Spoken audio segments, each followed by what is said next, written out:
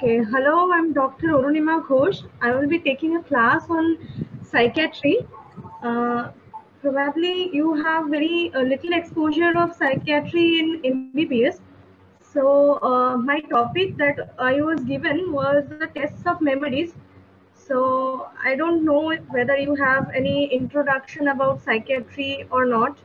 But as I was given this topic, probably you would have this as a short note test of memory. So what I will do, I will just try to uh, discuss about memory, what is memory, and the types of memory, and tests of memories, and few clinical implications on it.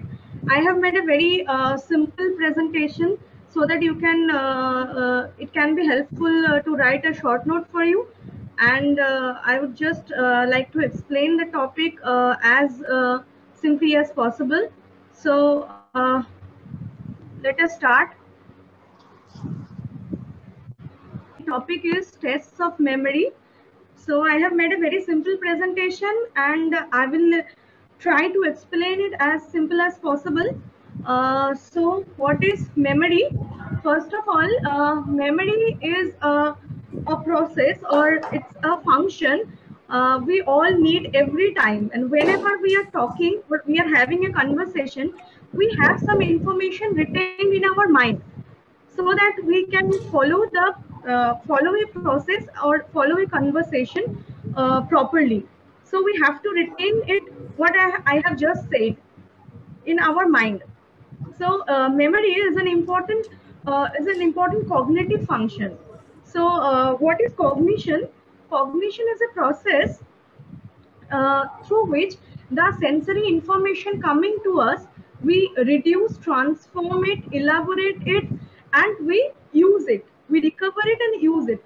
So memory is one of the cognitive functions. There are many cognitive functions like attention, concentration, our language, and one of this is memory.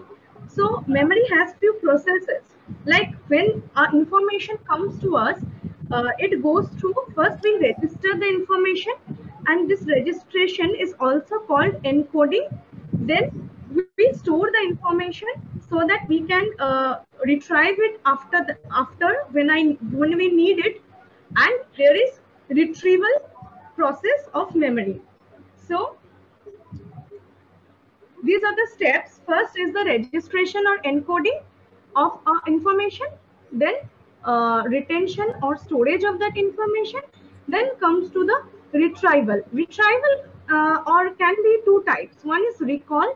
What is the effortful retrieval of a stored information? We systematically search the information in our memory storehouse and we recall it.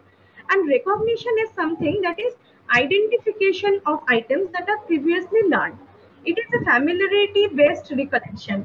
The best example is like when we do MCQs, you can understand it properly. When we do MCQ, sometimes we just know this is the answer on the basis of familiarity. We know the answer that we have learned it before, so that we can recognize it. So it is it is based on the familiarity based recollection. Then I'm coming to forgetting. What is forgetting? It is the loss of information or diminished access to recently acquired or stored information.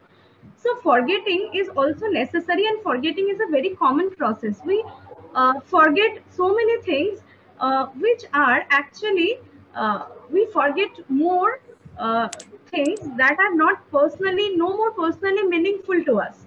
So what happens? Forgetting depends on various factors. Forgetting depends on our new learning.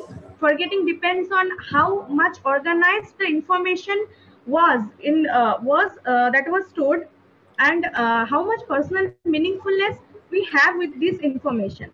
Suppose when you dial a number of a restaurant every day, you remember that number, and after you have changed your location, you have not dialed that number for 1 to 2 years, so then you forget that number. So personal meaningfulness is also important while forgetting. So there are two type of interference. One is proactive interference, another is retroactive interference. Proactive interference is when new learning interferes with recollection of previously learned material, and retroactive interference is when previously learned materials uh, interferes with our new learning, recollection of newly learned material. So, now we'll go to the types of memories. First of all, these types are not very hard and fast. This classification is not very hard and fast because there are so many overlapping in this. So according to time duration of storage, we can divide memory into immediate memory, recent memory, and remote memory. What is immediate memory? Immediate memory is when your immediate memory is memory for few seconds, for around 30 seconds your information is stored. And recent memory, in recent memory it is stored for few hours to few days, and in remote memories the information can be stored for months, years, and even lifelong. Immediate memory is also equivalent to short term memory or working memory. Am I audible? Hello? Yeah, you are audible. Okay, thank you. Types of memories according to duration was immediate memory, recent memory, and remote memory. And according to storage capacity, the memory can be divided again into sensory memory, short-term memory, and long-term memory. What is sensory memory? Sensory memory is actually when information is coming to a sensory register, it is stored for very few seconds in our sensory register.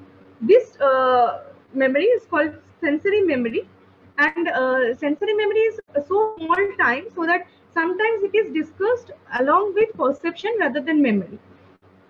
So sensory register can be two types. One is visual register, that is that stored information for 1 second, and auditory register that can store information for 4 to 5 seconds.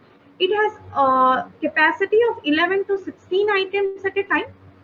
And when this sensory memory, the sensory memory decays very rapidly as so many informations are coming.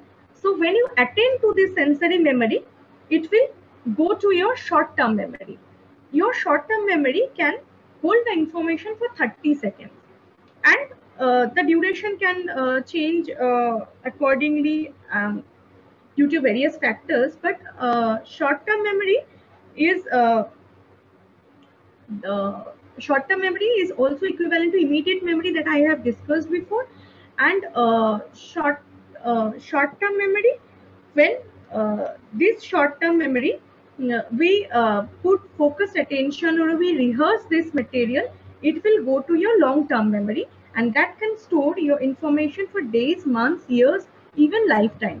Short-term memory needs your the conversion of short-term memory to long-term memory.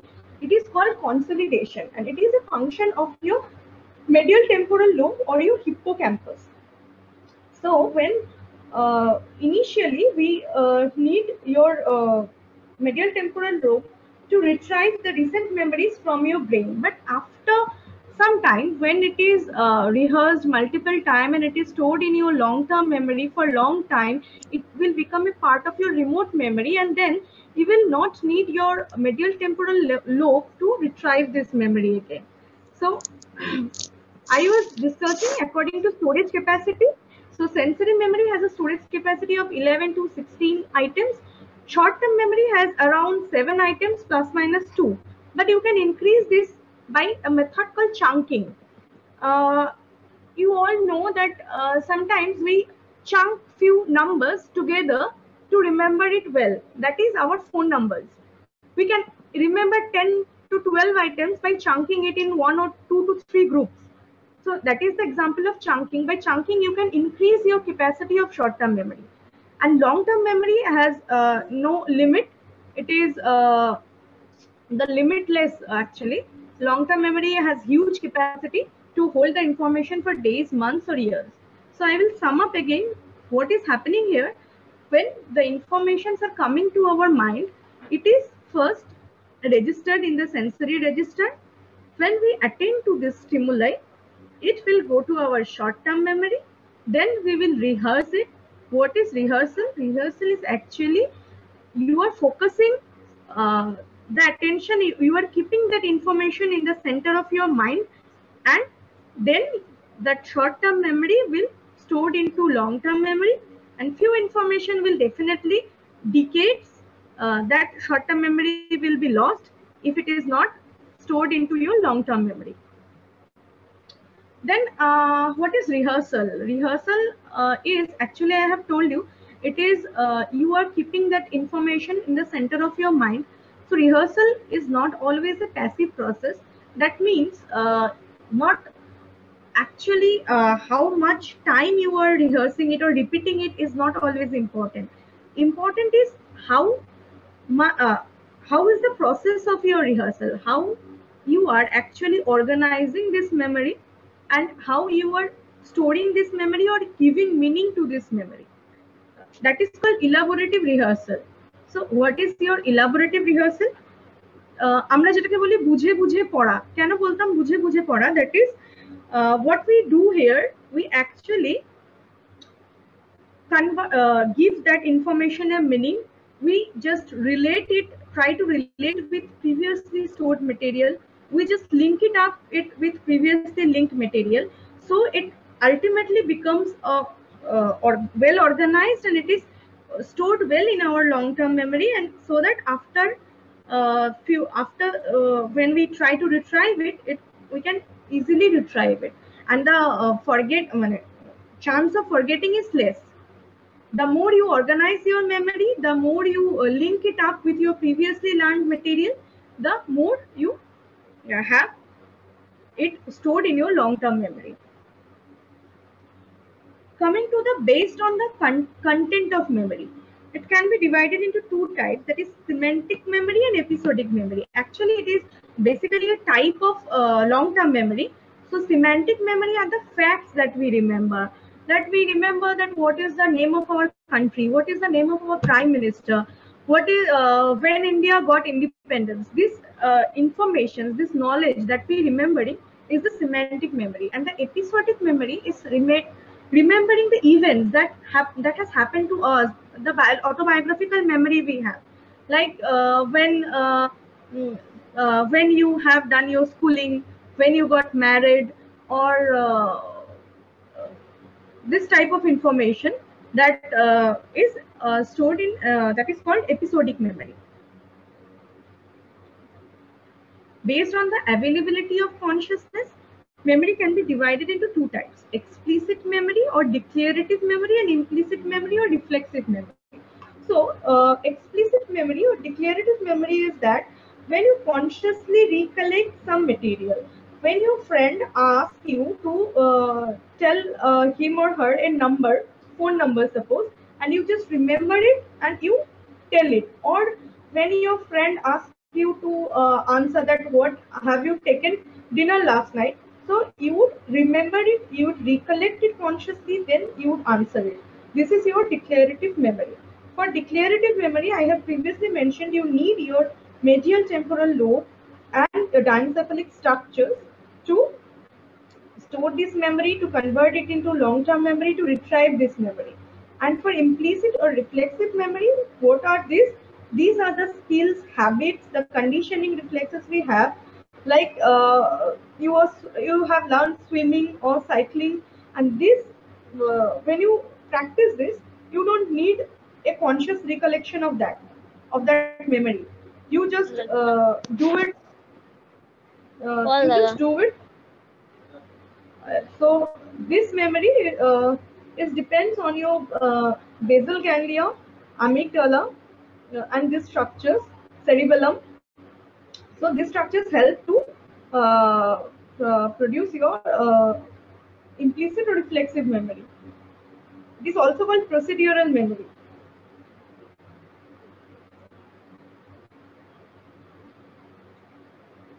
So now I'm coming to tests of memory. So how do you test memory? You can test your immediate memory by digit span test. Digit span test, this is also a test of, actually this is also a test of attention. What do you do here? You tell the patient that I will give you some numbers, you listen to this number and repeat after me.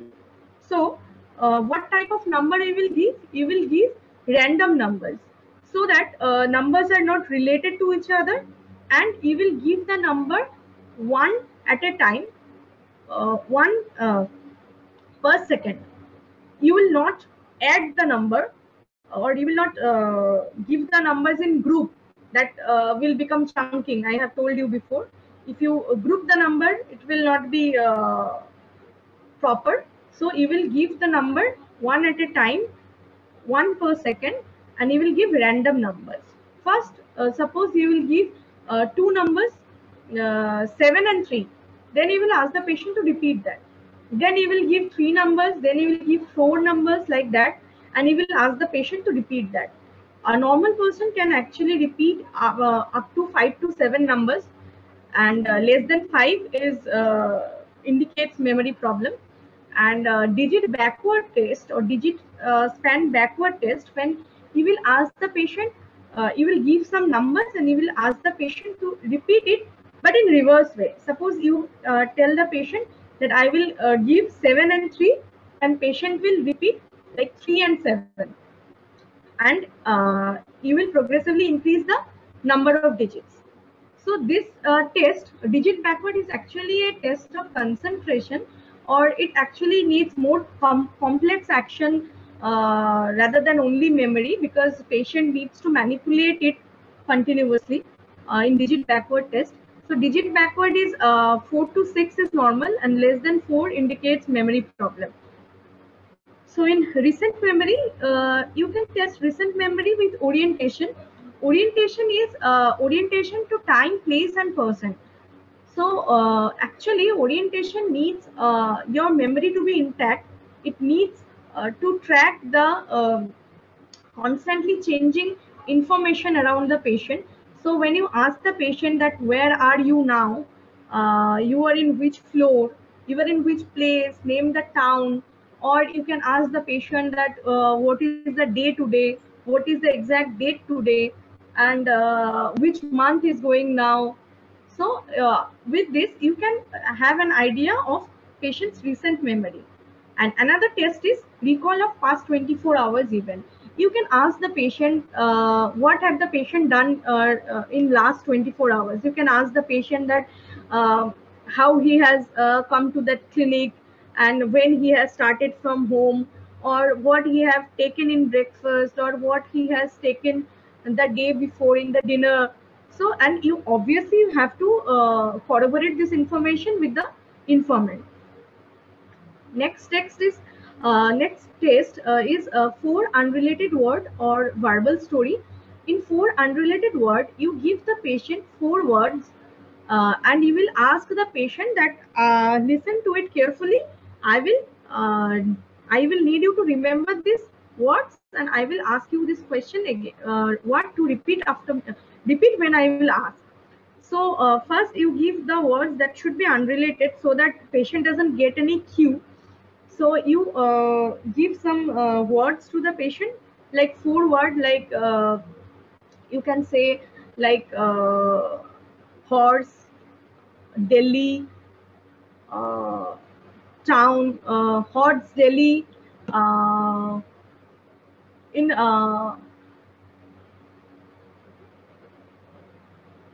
for unrelated word, like you can say that uh, ঘোড়া, Kolkata, লাল রং, নৌকা. So like this, you will ask the patient to first repeat this immediately after you, so that you can judge that patient has registered this information well or not.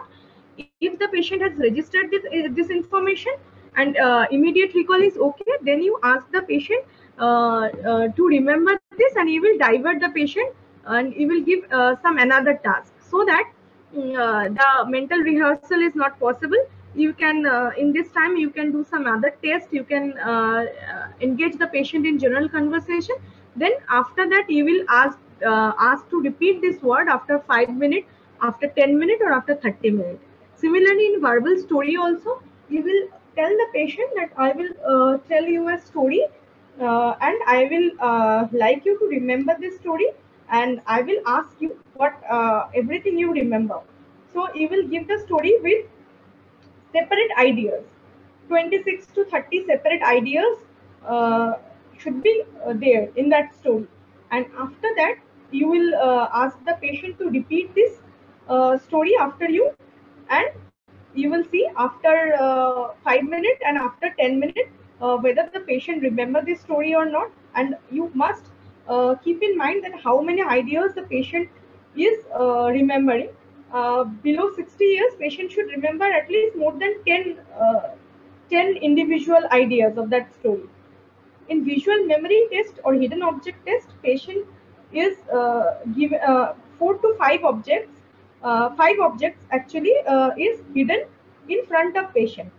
In close vicinity, patient will watch the objects. The objects are like coins, like pen, like comb, etc.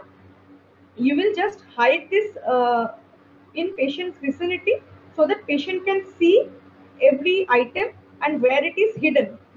After that, you will ask the patient to just indicate where which object is hidden in which place after a 5 minutes or 10 minutes gap. Similarly, like for unrelated word or verbal story. And in paired associated learning, what we are doing, we will give the patient paired words, like uh, and you will ask the patient that listen carefully, I will give 2 words at a time.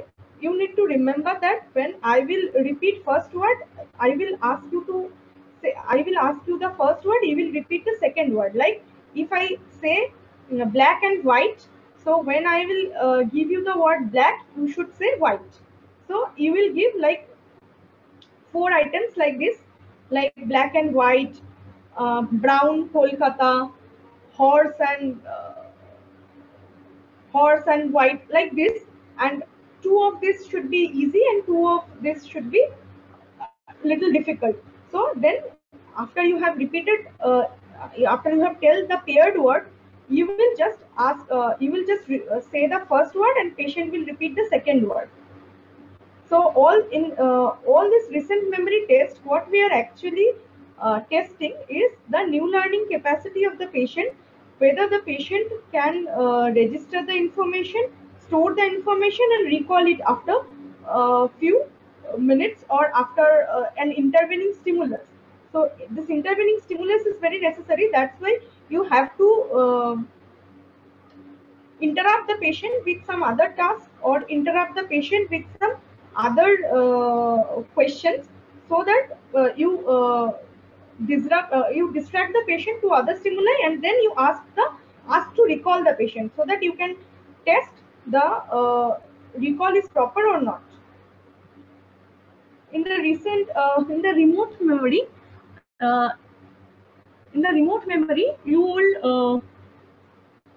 you will test episodic memory. Episodic memory test will be like you will ask some autobiographical question to the patient, like when was your date of birth, when was your place of birth, name of your school, etc. And in semantic memory test, you will ask the patient that factual questions, like who's the first prime minister of India, when India got independence, and like this. And definitely you have to keep in mind patient's intelligence and educational level very well. And a patient with low educational level may not answer the questions like who is the first prime minister of India and all, but you can questions or some recent incidents that are very popular, and patient will know that. So in this testing all the memory tests, actually you should keep in mind that patient's educational level and patient's cultural background and patient's intelligence level is very important. These were just the test of memories, but now I'm coming to some clinical implications. that why the test of memory is important and why should I actually test memory, and when we actually test memory. We test memory to decide actually uh, damage and disruption of different cortical and subcortical systems actually result in varied patterns of dysfunction. So through memory test, we can actually identify that which part of brain is damaged or which part of brain is dysfunction, or we can identify any organic brain damage like Alzheimer's disease and dementia. You must have some idea about it. That every type of memory actually stored, it is a function of various brain function. Like immediate memory is a function that is required initial registration and short-term holding and verbal repetition of that information. So language cortex surrounding the Sylvian fissure is actually important in your immediate memory or repetition. So any degree of aphasia actually can disrupt your short-term memory, and we know that aphasia and memory disturbance go very hands in hand. So short-term memory actually is stored for very few time in the language cortex. And another important factor is attention. So dorsolateral prefrontal cortex is important in this function. So attention, if disrupted, it also hamper your immediate memory. So if your attention is disrupted, the information will not register properly, and definitely you will not repeat it, or you will not recall it. So in Alzheimer's disease also, attention is also disrupted. So your memory problem can happen. In anxiety disorder, in depression also, sometimes this attention factor is important. So your immediate memory or immediate recall can be disrupted. Your recent memory actually needs limbic structures for storage and retrieval. These are the medial temporal lobe, mammillary bodies, dorsal medial nucleus of thalamus. I have told before, limbic structures are required for actually conversion of short-term memory to long-term memory. That is called consolidation of memory. If these structures are dysfunctional, so what happens? Your new learning ability is hampered, and you will have anterograde amnesia. What is anterograde amnesia? What is amnesia? Amnesia is in general a memory disturbance. Any type of memory disturbance are described under the term of amnesia. And anterograde amnesia is when you have difficulty retaining information after the brain insult, and your retrograde amnesia is when you don't remember the facts or events before the brain insult. So the in medial temporal lobe and mammillary bodies and dorsal medial nuclei of thalamus, when these structures are dysfunctional, you will have a recent memory disturbance. So you will not store and retrieve the information recently learned. So what happens? Impairment of new learning capacity. What happens in Alzheimer's disease in early stages? Uh, as it initially it involves the middle temporal lobe. So in early stages, what happens? You will ask the patient about the remote memory of their life, their autobiographical memory, about their schooling, about their marriage, and etc. The patient will give you elaborate answer about that. But when we will ask the patient what did he take in dinner, he will not give that answer because their recent memory is impaired. Medial temporal lobe and hippocampus is important, and damage to the medial temporal lobe can lead to severe anterograde amnesia, moderate to severe retrograde amnesia, and confabulation. Confabulation, what is confabulation? Confabulation is falsification of memory. It may be filling up the gaps of memory, it may be mild distortion of memory, it may be sometimes fantastic elements are added into the memory, and sometimes patient is not aware that he is confabulating. He is actually filling up the gap of memory. That memory gap is due to the recent memory disturbance, and patient just fills up the gap with confabulation. Patient sometimes unaware that he is giving he is recalling some false memory or retrieving some false memory. Korsakoff syndrome is very important, and you are familiar with this term, I think. Thiamine depletion in chronic alcoholism causes bilateral destruction of mammillary bodies and dorsal medial nucleus of thalamus. So, and it causes this type of anterograde amnesia and confabulation, and some retrograde amnesia is also there. Alzheimer's disease, I have told before, there is defect in new learning capacity, and there is also gradual degeneration of hippocampal cells and basal nucleus of Meinier. That is also important in pathology of Alzheimer's disease. Traumatic amnesia. In traumatic amnesia also, if there is a trauma in the medial temporal lobe or hippocampus, there would be difficulty in your new learning capacity. There will be also some retrograde amnesia, that patient would not remember that what events have led up to that head injury. And what happens in traumatic amnesia, the time of retrograde amnesia shrinks. Actually, initially patient may not remember so many things, like 3 to 4 days before the incident, but after that it will they will recover, the memories will be recovered gradually, and he will probably just not remember the few hours or few minutes before the trauma. So both retrograde and anterograde amnesia can occur after trauma. Transient global amnesia is transient ischemia of medial temporal lobe secondary to decreased perfusion to the territory of the post-cerebral artery. Here also there is anterograde amnesia, difficulty in new learning capacity, some confusion and disorientation can also occur, but thankfully it resolves completely, as it is transient ischemia and the MPL. So when the ischemia, it's almost like TIA, like transient ischemic attack. It is the ischemia of that middle temporal lobe. So it clears completely. It recovers completely. Remote memory. The remote memory is stored in the appropriate cortex, and we retrieve the remote memory initially with the help of medial temporal lobe. I have told you initially the memories need medial temporal lobe for retrieval in recent memory. But when the memory becomes independent of medial temporal lobe, you actually don't need your medial temporal lobe to retrieve that memory. Your cortex can do this independently. So there are many atrophic dementias like Alzheimer's disease or any diseases that causes extensive damage to the various areas of cortex, and then remote memory becomes dysfunctional, but it's very late. Remote memory goes very late. Remote memory dysfunction occurs very late. In Alzheimer's disease, so there is all the memory dysfunctions. Immediate memory can be dysfunctional due to sensory association cortex, dysfunction of the sensory association cortex.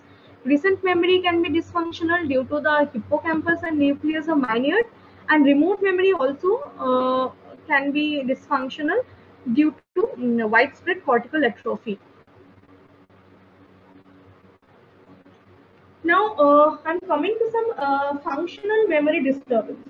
So I have told before anxiety and depression, about anxiety and depression. In anxiety and depression, it is very common becoming forgetful. So what happens here, that actually we forget because we don't register well, because attention is dysfunctional. In anxiety and depression, when you are anxious, your attention level is low, so you don't register the information properly, so you forget. That is one point. And in depression there is a memory dysfunction, that is you tend to these are the affective biasness of retrieval of memory. Sometimes in depression what happens, you just tend to remember the bad memories of your life, like uh, you'd remember your failures more than your success. So these are also functional memory disturbance. Another functional memory disturbance is psychogenic amnesia or dissociative amnesia. This is very popular through our cinema and TV series and literature. that what happens here, the patient forgets certain autobiographical memory, and it's a localized memory loss.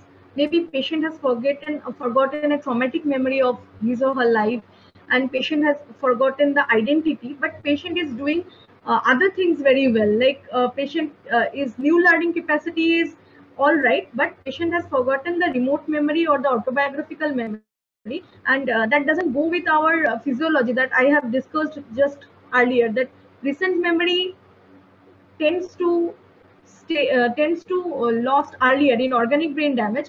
Recent memory goes early and remote memory goes late. But in psychogenic amnesia or dissociative amnesia, what happens?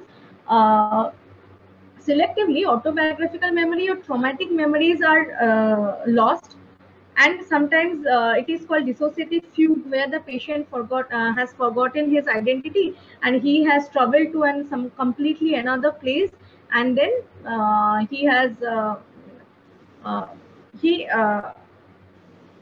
would he would be discovered in completely another place, but patient's identity, patient's personality is preserved. So it is the psychogenic amnesia or dissociative amnesia. Mainly, we tend to forget our traumatic experiences. In Ganser syndrome, it is sometimes discussed along with memory disturbance. It is like a controversial syndrome. Where patient gives you approximate answer. When you ask the patient what is the color of the sky, he will answer you red or green. Like patient will understand the question properly, but it will seem like that patient is giving incorrect answer deliberately.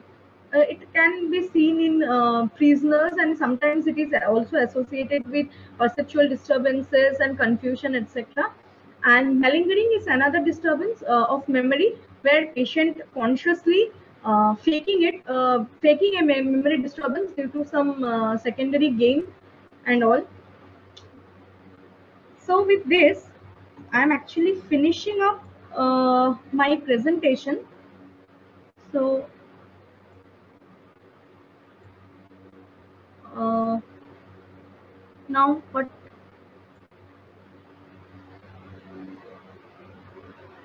uh, I think I have finished my presentation. So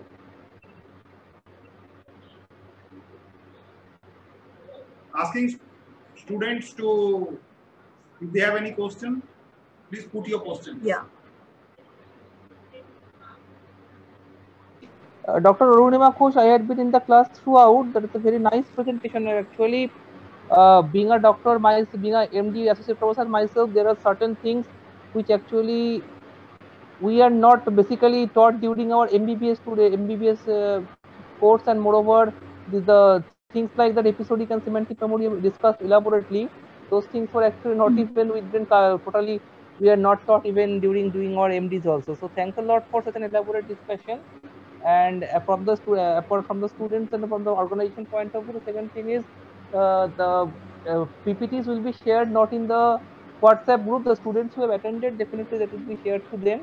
And actually, I would request our convener not to share this PPTs to in open Facebook, because whoever from the now on, whoever attends the class will be shared the PPTs and the class material. So that, I think that should be our policy.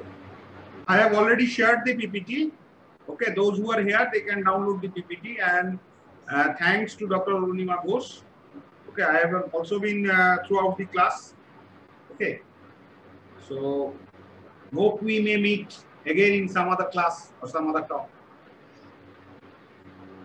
Yes, thanks a lot, madam. Thanks a lot for. Thanks a lot. We'll just be ending this. Thank you for giving me this opportunity.